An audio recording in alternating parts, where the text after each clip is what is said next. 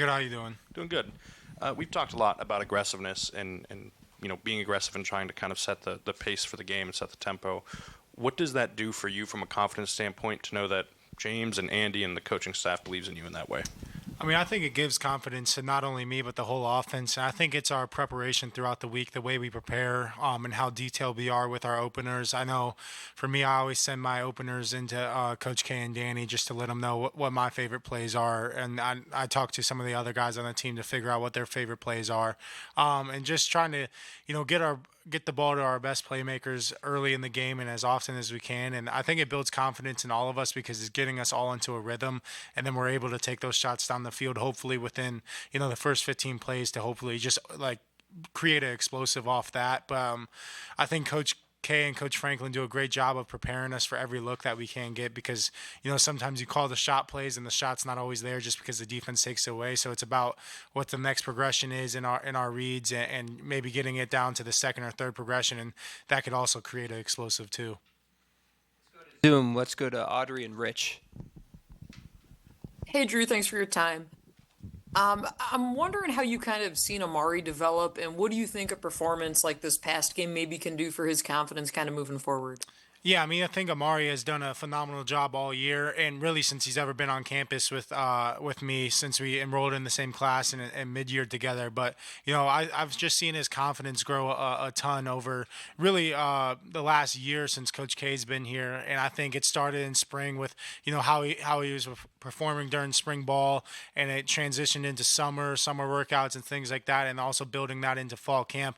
I think we've seen it throughout the season. Just his deep threat ability, obviously pushing the ball downfield with a guy that has just a God-given ability of just speed and running by anybody on the field. But I've felt like he's developed every route in his game. Like I don't think there's a route on the field that Amari can't run, and I think he's really grown as a blocker as well. And that's it's probably always hard for receivers just to grow in just because they're not used to it. And you also have to be willing to block. And I think that whole room has really embraced that role, especially in our run game. Just hopefully getting our backs out in space and one-on-one, and just getting a piece of a guy or covering a guy up.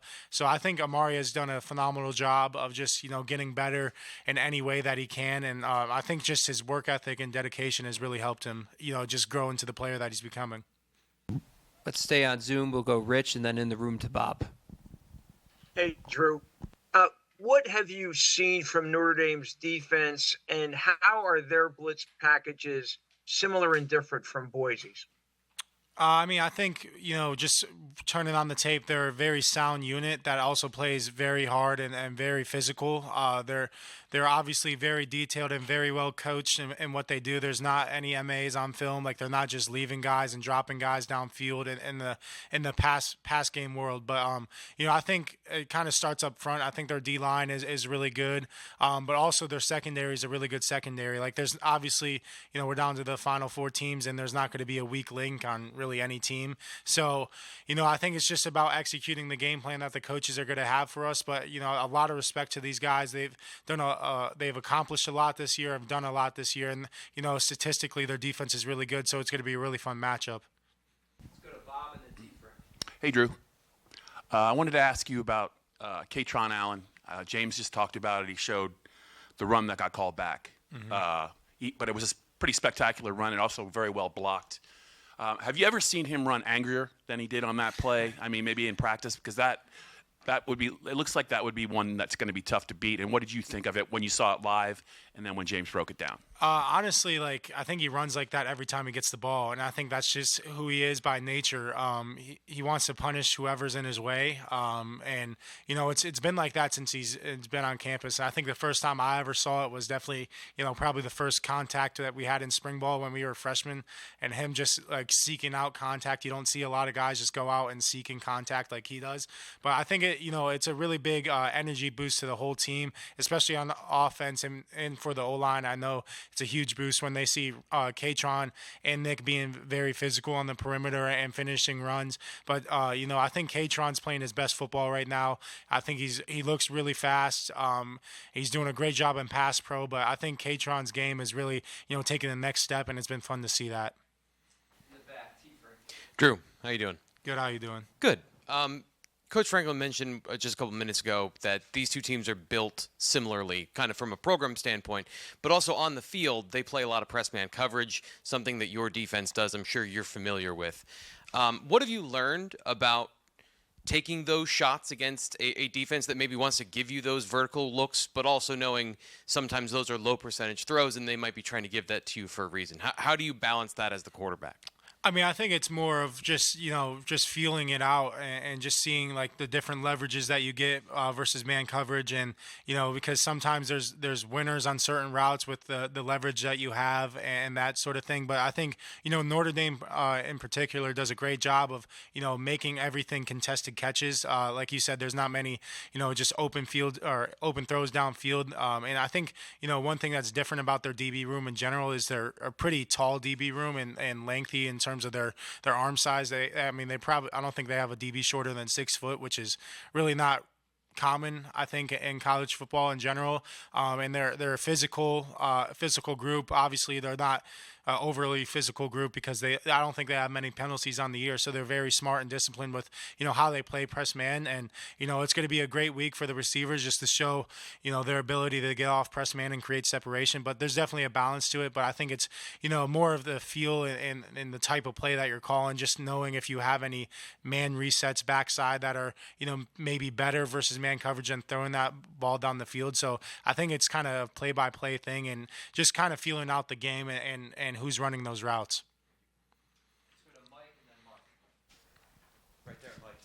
To the Ronan's got a Thank you. Hey, Drew, your growth as far as a leader and emotion this year, how much of that is intentional things that you've worked on, and how much of that is organic as being the starter for a couple of years? I think it's a combination of both. For me, like I know I've said it before, but I mean it's kind of how I've always been growing up and emotional and that sort of thing. And it comes from the competitive side of me. Like I'm extremely competitive in everything that I do. And I want to win and I want to be perfect in everything that I do. So it kind of stems from that. But I think I also had to be intentional about it because I think there's good times to show emotion like that, but there's also not like bad times to show it like that. Because playing quarterback, you definitely have to be cool, calm, collected. But I think the one thing that I was intentional about this year and talking with Danny, Coach K, and Coach Franklin is getting those emotional highs, but then coming right back down to just even and level-headed, and if something didn't go right, like let out the frustration, talk about what happened, and then just getting back to even-headed or level-headed again. So I think it's a balance to it, but for me, I've always been like that. So it's kind of just been I guess getting out there now like that.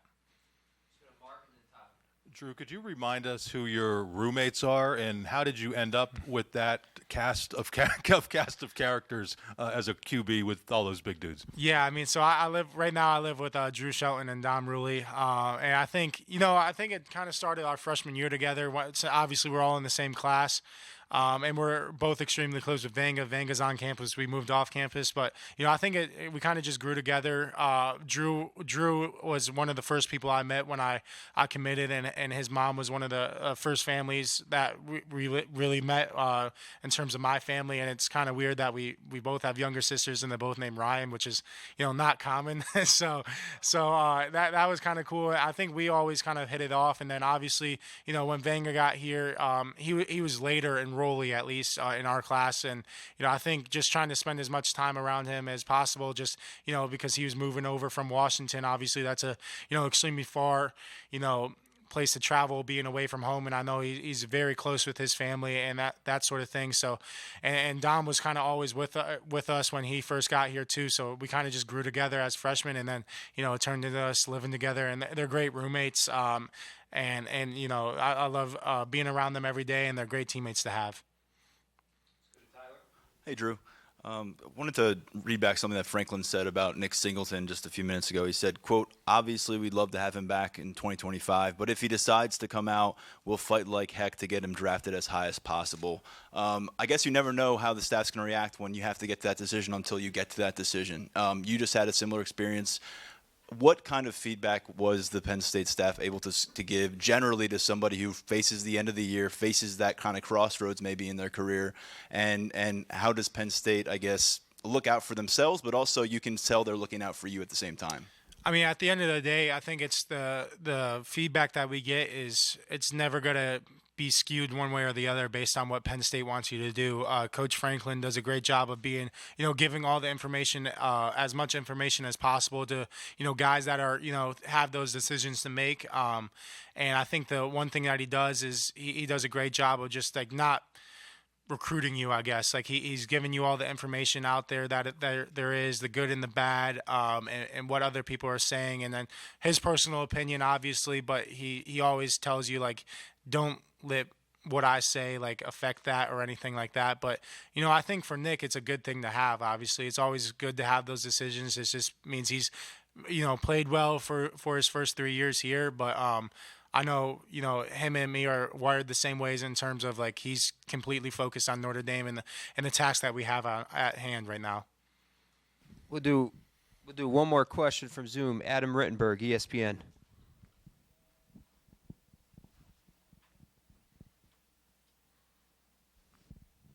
Hey, Drew, can you hear me? Sorry. Yeah.